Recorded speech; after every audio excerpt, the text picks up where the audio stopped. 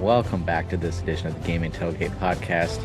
Tonight, I'm joined by Arkansas's greatest export and the guy who's a dead ringer for Freddie Prinze Jr. It's Tommy and JBHuskers. Guys, how's it going? Pretty good. I see that Dion's whispering sweet nothings into JB's ear. Oh yes, please. It's hopefully He ain't hard to find, reverse psychology. Hopefully reverse psychology for this weekend. They got a big game or something? I wouldn't call it big.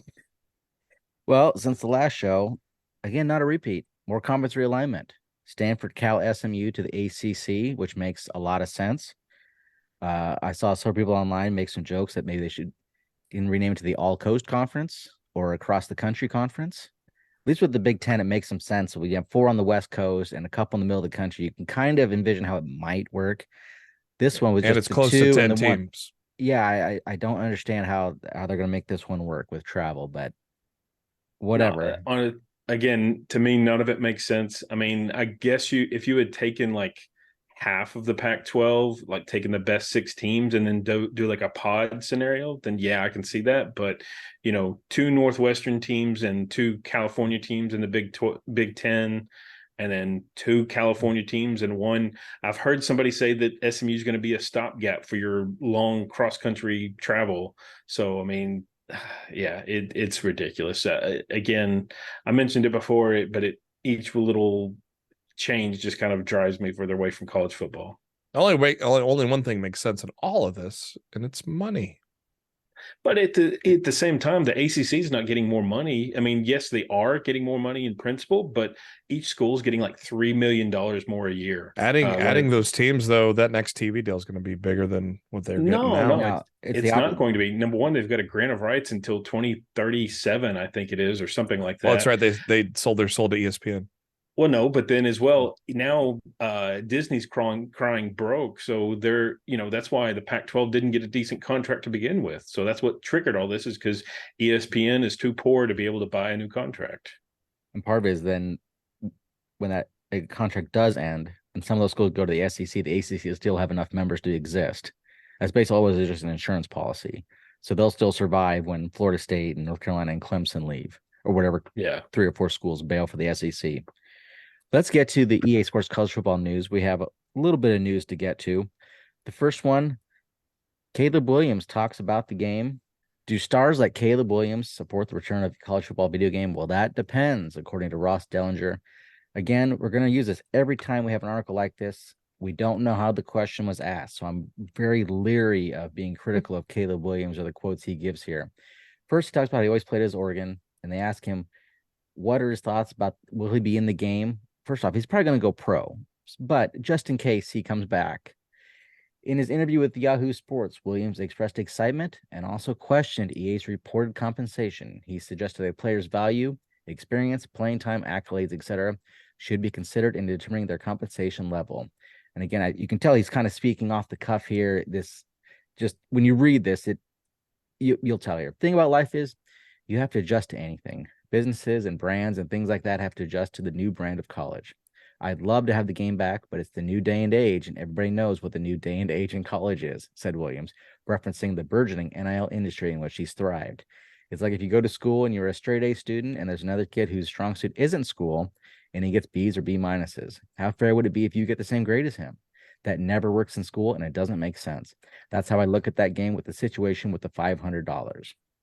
The article does mention 500 is rumored. So again, there's a lot of, I feel like they just threw this at him and he felt like he had to weigh in on it. He also didn't come to play school. Well, I thought it was a Cardale's quote from the past when he said that there. They said for some players, 500 is adequate. For others, it is not, Williams insisted. It depends on who you are and your situation. If you earned it, he continued. There's certain people that have been in college for many years and been playing for many years. And there's other guys who have been in college for many years and haven't played and haven't been doing this and that. It depends on your situation and who you are and what you have actually earned. I'm not talking about money earned. I'm talking about all the hard work you've put in. But he's saying the hard work equates to playing time, equates to money. So, I mean, again, he's talking about out of both sides of his mouth there, trying to say it's not about the money, but yet I need more money. Sure, it's about the money, but I feel like he's a guy who obviously will take the money, wants the money, but he can't be that expensive because he does a lot of stuff here. And it even mentions in the article, He's entered into deals with Neutrogena, PlayStation, AC Plus Ion Water, AT&T, and Beats by Dre, as well as being in Fansville, and I believe he's also in those Heisman commercials. So it's one of those that either he's getting a ton of money or he's not really that expensive to get. It's probably a combination of the two. Yeah, and plus, again, it all goes back, as I've been saying, I firmly believe they'll have a flat rate or mostly flat rate for most of the players, and then they'll find ways to give the stars a little bit extra, whether it's ultimate team money or some other way. They're going to find a way to get these players included one way or another. And the only way, to me, again, the only fair way to do that is a standard across the board, and then a little extra on the side for star players for outside of the just being included in the base roster. And it just felt like they kind of fed him what they wanted to hear. Like they gave him what you can just almost envision how that question was asked. Like, do you think the 500 is enough? Would you do it? And he probably doesn't even know that no that's paperwork. even He has no rumored. clue. Right. He has no idea that that's rumored either. Probably he thinks that's gospel. You think that's what they're getting. You think that's what's set in stone. That's what we had with General Duty and from Oklahoma when they asked that several months ago. He was going off what he heard from the reporters. He hadn't actually been contacted by EA when he gave his thoughts as well. Yeah, I mean, at the end of the day, EA has not offered anybody any amount of money as far as we're aware. There's no contract to be able to sign today, so it's just kind of guesstimations. That's probably fairly close to accurate, because the NCAA series back in the day didn't sell as well as Madden, so you're not going to make as much as a Madden, an NFL player, for example. Plus, on top of that, you're paying that many more athletes across that many more colleges. So yeah, it's not going to be get rich quick kind of money, but it's going to be enough to make it at least worth your while to just you're not even having to sit and have your face scanned. You're not even having to put any effort. You're just having your name and your height, weight, and city attributes put into the game. Again, now I understand it goes beyond that, and it's you still have to respect your own name, image, and likeness, but at the end of the day, it's not the same as versus being, in a Dr. Pepper ad. The next piece of news we have relating to the game, more lawsuit information from Chris Vanini. The biggest news involving the legal system this week, an EA Sports Brandr group hearing on the college football video game and EA Sports motion to dismiss has moved up from November 16th to October 19th. So you can mark that on your calendar. The next date of articles that we'll be talking about any potential delay or not will be coming around October 19th. I think that proves to serve you that it's pretty cut and dry, that either a settlement was reached or there was nothing that EA did wrong, or it's going to get dismissed rather quickly or something. For that to get moved up a month, yeah. Well, and probably as well, EA is wanting to start, getting contracts handed out by, towards the end of the year. So they want to have this all wrapped up before the end of the year as much as they can. So, yeah. I mean, they just want to kind of move on and get away from this. What we're going to do through most weeks of the season is with the format we're going to get into tonight. We're going to ask the community after the weekend is over, what did they see that week on the real life college football that they want to see brought into year one of EA Sports College Football? And it can be something serious, such as a play or a formation, field art, uniform, or it can be something humorous. Week 0, probably the funniest thing I think that was there that would be included in the game, which will not be included in the game, was Sam Hartman's rib necklace that the broadcast kept having to show. NBC really liked talking about that rib necklace. So that's one of those things that be really funny. Don't think it'll be in the game, but it does make a good joke for potential inclusion. I think the only real answer for week 0 is the Avaya Stadium for Notre Dame's kickoff game in Ireland. That'd be awesome. To me, the more neutral site games that you can include more neutral site stadiums that you include in the game, I think the better. And that one obviously is kind of special because it kind of signifies the start for kickoff each year. And it's a great stadium, great looking stadium. I mean, that's why it's unique since that's traditionally a soccer stadium, but it works well for a college football game. That it would be great to have in the game. Some of the community replies, Taylor Malone, he likes to always reply to us and does a great job. He jokingly said Jackson State, which I'm sure Dion would like to see them added, his former school. Justin Thine, he's a reporter for 24/7 Sports covering Michigan State, says nothing unique to week 0, but having licensed network broadcast packages. NCAA 14 having the ESPN scorebug really set it apart from a realism standpoint. NCAA Hoops 09 having both CBS and ESPN was nice. If EA Sports College Football 25 has ESPN, NBC, Fox, that would be elite. They can keep this Fox one. Don't bring that one into the game, please. You don't like that? It was amazing. Bug? It was amazing that that College Hoops was able to do those two and did it well. Actually, I was surprised how well they did the two companies together in terms of presentation. Well, and remind me, am I wrong? Did they also have separate broadcast teams as well, or am I misremembering that? Yeah, nope, I mean they did. They kind of went all out for that, and I mean, I don't expect to see EA do that, but at the same time, bring in some of the more named score bugs at least. Keep one set of announcers, but bring in different score bugs just to kind of give it a little bit of unique sense and say, hey, we're here from Big Ten noon kickoff or whatever. Yeah, you think the score bugs may be something you could do year one. Obviously, the multiple announced teams is not going to be a year one thing. That would probably be something that's going to be down the road, which is still you got to be figure it's possible. If you could do it 14 years ago, I'm assuming you can do it now. And but I think the multiple score bugs though is definitely something that would not be out of the realm of possibility for year one. Some of the things that I think we came across, some of these are serious, some humorous. One is in week 0, USC wide receiver Zachariah Branch, true freshman out of Las Vegas. How did UNLV let him go? Tore it up. He had a great return for touchdown, had a great couple of receptions, one for a touchdown. So my first thought was his ratings, like any true freshman who signs on for next year, how are they going to rate these guys? Because we know them, they're real players, they have some success. His example in particular made me think, I sure hope that college football has on the return game the names under the returners. EA football has not always done that. It's a small thing, but it's one of those that when you go back to kick, you want to know who's back there. That way you know who to kick to or who not to kick to. So it's a small thing, but his performance in week 0, I think that kind of stood out to me. Like, we got to make sure that we know who these dangerous return guys are. Along the more humorous side, we had the Sam Hartman rib necklace, the Vandy scoreboard on cranes. That stadium was still getting put together in week 0. It's shameful. I mean, literally, it looked like the scoreboard was going to fall from the sky the way it was rocking from the wind. That'd be great to see that in the game, like week 1, and then it progresses as you go along. The construction, dynamic weather and dynamic construction, dynamic stadium construction. The New Mexico State quarterback, I don't know if you guys saw that. There was a face mask situation. The helmet was basically turned backwards. And he got loose, and he still decided to throw the ball. Now, it went out of bounds, but a lot of the commentary was, there's a penalty, and they called it, thank goodness.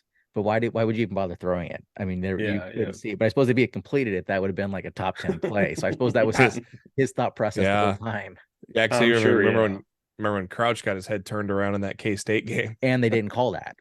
Yeah, no. There's a famous picture that helmet is literally backwards on his head, and that was not called. And the other one, the San Diego State quarterback, when he threw it, he hit the ref in the face with the ball. Oh, something like that. And the game would be usually if you would hit the ref, you complain, well, the ref should be, I don't want to say invisible, but transparent. So the ball should go through them. But if we were going to copy real life, we got to have a situation where the ball can hit the ref in the face. That was not a soft toss either. No, I'm pretty sure one year EA was bragging about their referees had avoidance technology, and really all it was literally you would phase right through them. So yeah, like they would adjust on the sidelines sometimes, and from somebody that was on there, and they'd like try to avoid them, but yeah, it doesn't get any more avoidance than going through them. I mean, right. Well, at least they were honest. That's not the way you thought they'd be doing, like Matrix moves, falling backwards to get the ball around them. When in reality, it's just going to phase through them. Well, let's go to week 1. Week 1 had the full slate of games, a lot more action than we had in week 0. Let's go to the community first, what they had said, what they wanted to see after seeing the games. Some of these are game specific. Some of these are very much just at large comments. Immaculate View, he leads off the way. Custom conferences is the crux of his point. He talks about playing the game in 2014 and be able to make realignment adjustments. We were limited in how much we could do, though, due to agreements in order to get the IP.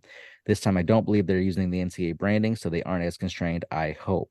He wants to see full customization with conferences and the lineups, and he's looking forward to the portal and NIL for the first time.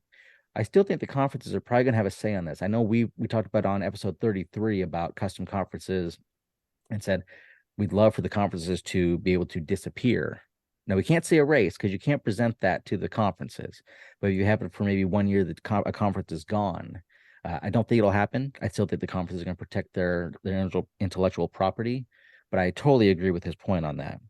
Let's go to Terrence Holloway weighed in also on custom conferences. I just want to be able to customize both conferences size and the playoffs. Since college football is going to have super conferences anyway, should be a main feature in legacy mode. Playoffs. Let's get to gameplay. Yeah, go ahead, Tommy. As I said, real quick, to the terms of college football future, I see basically a 40-team super conference is, probably 5 or 10 years from now that really it's going to be the haves and have-nots, and the haves are just going to run everything and all be in one conference. So if it ain't year one, EA's got to get flexible with that based on what's going to be happening in 24, 25 and beyond. They could be a little more rigid now, with only going based on what they know. Even based on what they know, I mean, there's so much that's going on with that realignment. You'd almost think that in year one they got to be as flexible as they can be to save themselves some time down the road. I imagine, though, you still won't be able to erase or lose a conference or anything like that. I mean, obviously, it may very well happen within the next few years with the Pac-2 remaining, or the 2-pack, there one way or another, a conference is going away, I'm sure. But at the same time, the conferences aren't going to sign on with their name if you're going to be able to erase them from the game. It's all about how you present this stuff. It's not a race, Tommy. It's a toggle where simply for 1 year they may not appear, but the user has the option to bring them back at any time. You can toggle out of the game. You toggle them on and off. You do not delete them. It's like the Back to the Future family photo. Yeah. Pac-12 fades away, and then Marty comes back and starts playing our theme show. As the Mountain West.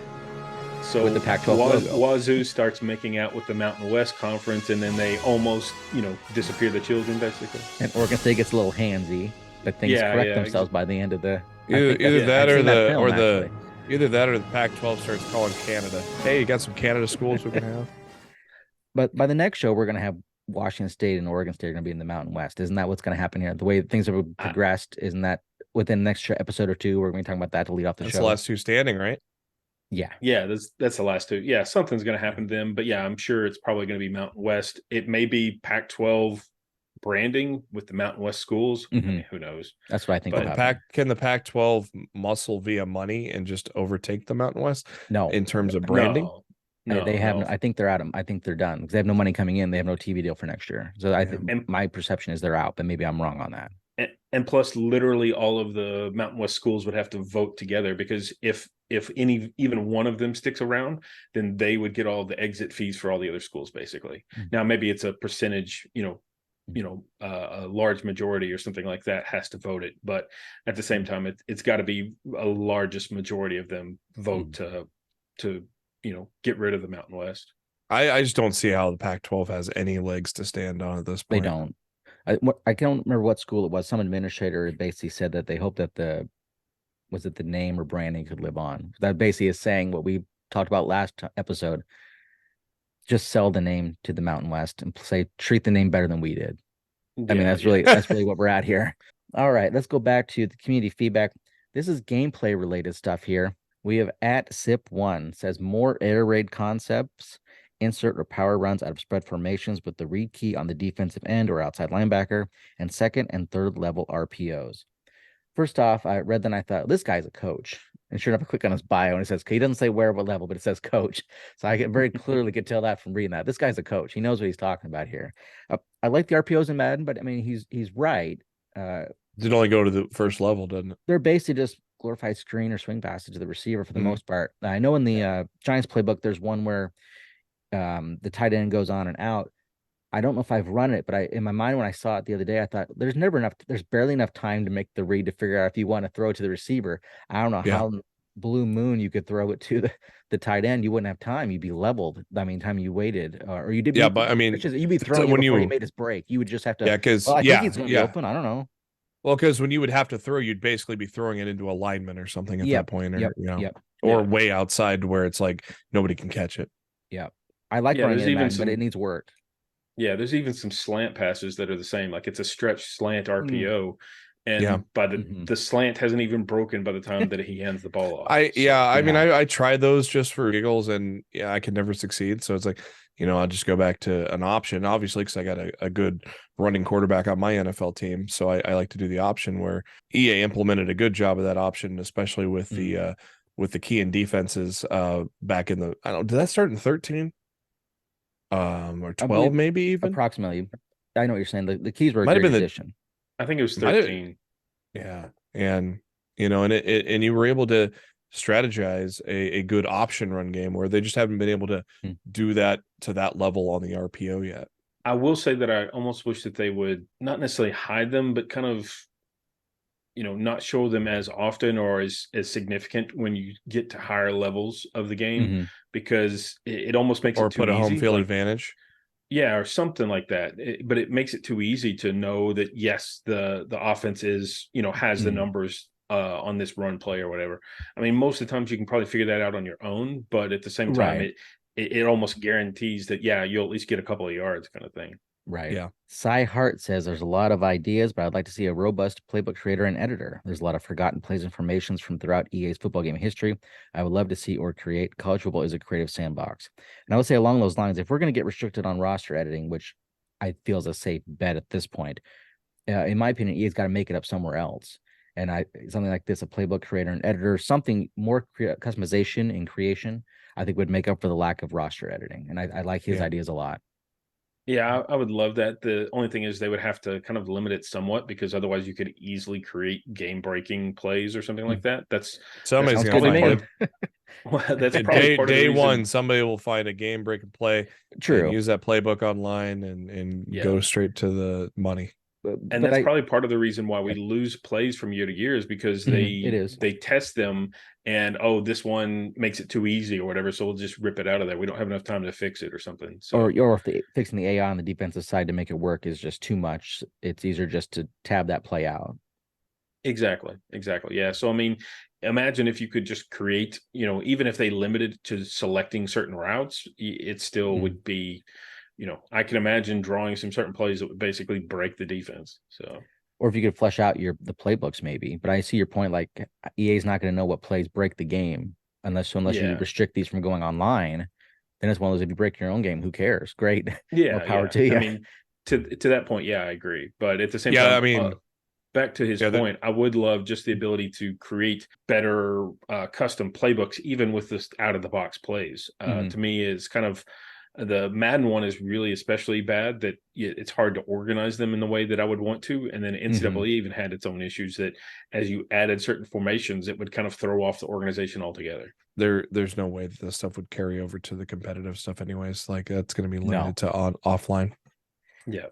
Maybe online, say, franchise, if the commish agrees to it, something like that. But in terms of competitive, you'll never see it. Over on YouTube in our community section, we had at Bryant3129 weighed in and said he wants dynamic depth charts.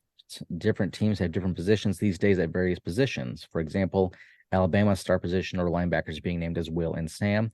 This could be addressed with unique formation subs as well, but I'd love to see updated positions names. I also think certain teams should have varied position depth.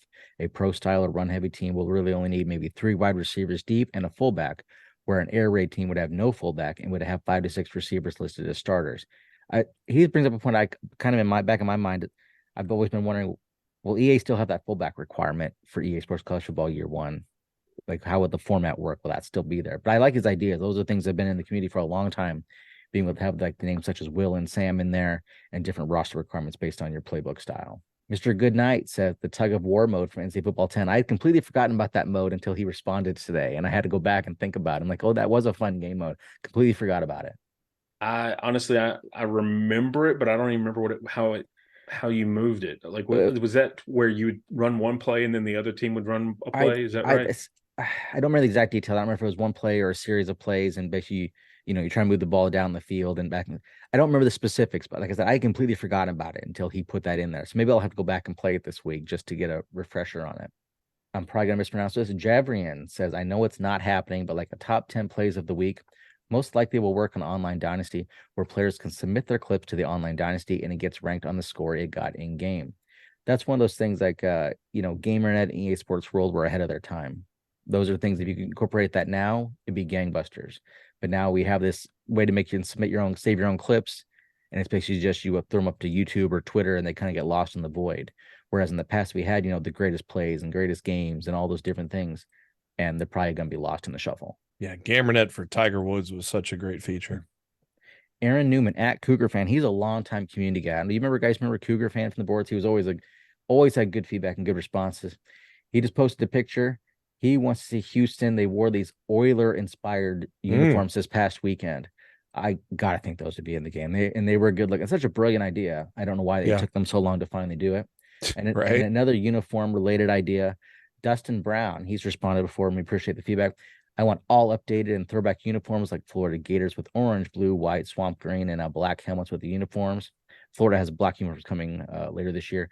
Maybe even history of the two teams playing each other with records against one another. We had that back on PS2. It went away in PS3. That's one of those I would love to see back. Definitely conference realignment in the dynasty. Every team's throwbacks that have the brand they wear now. So if a team changed from Adidas to Nike, then only Nike. But if it's Nike to Jordan, then it's fine because it's the same brand. I'm sure they'll get all the base things right. It's going to be those throwbacks and alternates that in year one, how many will they honestly get to? Well, and I'm curious for even for Arkansas State, for example, they have 3 different colored helmets, but then they have a dozen stickers total that they'll swap from those helmets each, from week to week or whatever. So I'd be curious to see if they incorporate that kind of thing as well, to be able to just keep the same color helmet, but then change the logo or something like that. Right. Some things from week 1 that stood out to me, and you guys let me know what you think as well. First off, Travis Hunter, he's going to need to have 99 stamina next year. Isn't that right? I still have yet to see an actual final snap count. I've seen about 3 different numbers. I've seen 129, I've seen 134, and I've seen 145. Even if it's 129, that's still ridiculous. I mean, I think if he signs into the game next year, he's going to have to be the highest stamina player in the game. Am I wrong on that one? Yeah. I mean, to me, I've never, in the entire time that I've really closely followed college football, I don't think I've seen a player do that in a really long time. So yeah, it's it's truly amazing. Number one, he was great on both sides of the football. Right. And then number 2, just to play that many snaps in one game. Will EA need to get the license for Dion to be in the game? It's one of those, I know we're in the moment now because we're coming off the high of them upsetting TCU, but let me throw this out there. 1, Dion's a smart guy. He knows how to market himself in his program. 2, he's in Madden. He's one of those, he's in the superstar mode. He shows up. He's been in Ultimate Team. I have heard of other coaches who have said that, they recruited a guy's house recruiting them. They'll have Madden on. And last year in Madden 23, when they added him in Ultimate Team, Dion showed up on the main menu.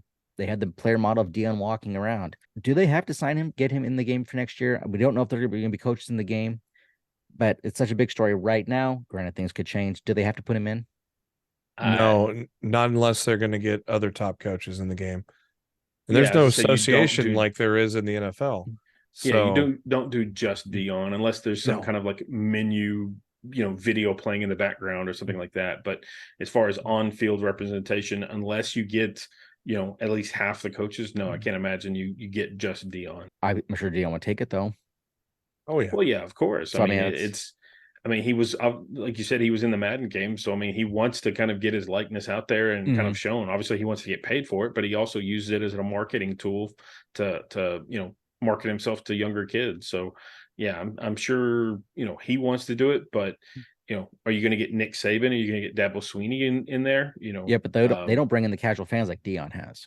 A lot of casuals might know Nick Saban, but he's not Dion. Dion this week, he runs one game and things could change. They can still finish 3-9 and this whole thing get forgotten about. But as right now, if this thing keeps up, I think EA might be pushed to at least think about it. I'll be surprised.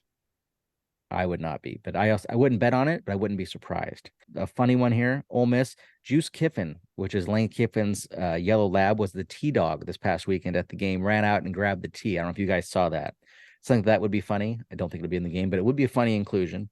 Going back to Tommy, you mentioned it earlier, true neutral site games. That's one of those, especially watching that LSU Florida State game the other night.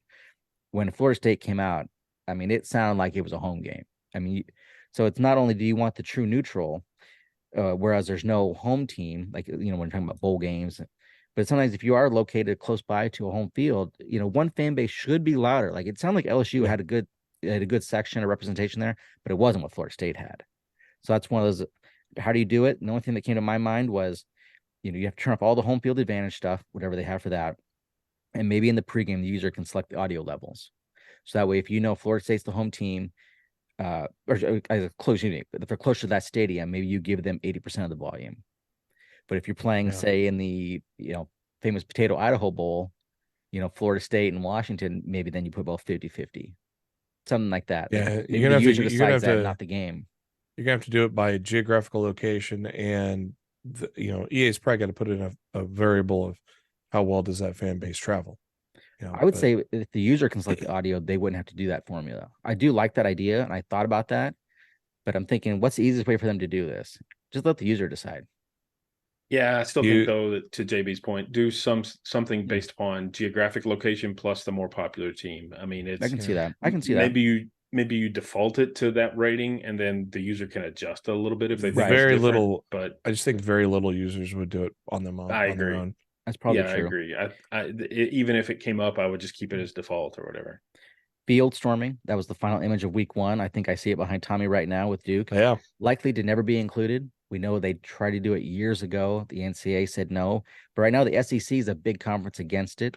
I don't think some conferences are quite as opposed. But I would love to see it, but I just don't think it's going to happen. I mean, I agree. But at the same time, you're doing it with a digital version, so it's at least safer than the real life version. Right, so maybe they sign off on it in that sense.